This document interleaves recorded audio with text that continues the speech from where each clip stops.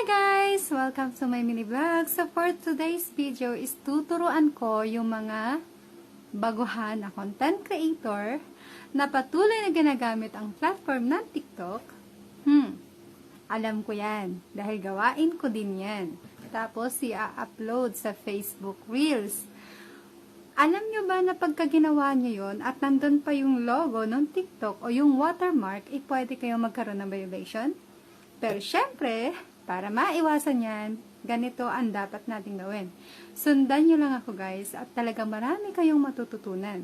Kapag ginawa nyo to, sigurado, walang watermark, walang violation, walang restrictions sa Reels. Okay? So, ganito lang po ang gagawin natin ha. Pakisundan po ako at ito po ang ating pinaka-dapat tandaan na kapag may watermark, may violation, may restrictions, at walang monetization. So, ito po ang gagawin natin. Punta po tayo sa ating home. Hanapin po doon yung screen recorder. I-record po natin yung ating gagawin. Ano po?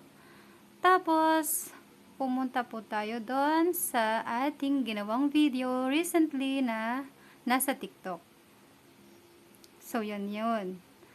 Copy link nyo lang po yun, yung tatlong dots. Nakikita nyo po yan, yung tatlong dots. Yun lang po pipindutin nyo. At pag na-copy link na po yan, pumunta po tayo ngayon sa Chrome.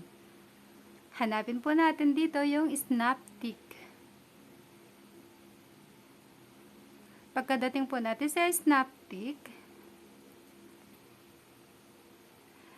i-copy-paste lang po natin ang ating link na kinuha galing sa TikTok.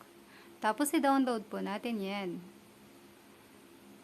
Hintayin lang po natin siya. Tapos pagka lumabas na po siya, download po ulit hanggang sa mag-save po siya.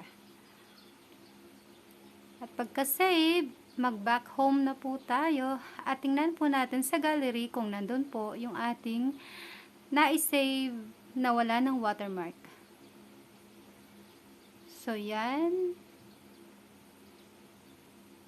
Okay. Tapos yan. Yung video na yan, pwede po natin i-click kung nandyan pa rin po yung watermark.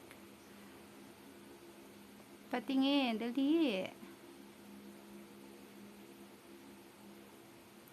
O, diba po? Pansin nyo, wala na siyang watermark. Kahit galing pa siya sa ibang platform. So for today's video is tuturuan Anong masasabi nyo?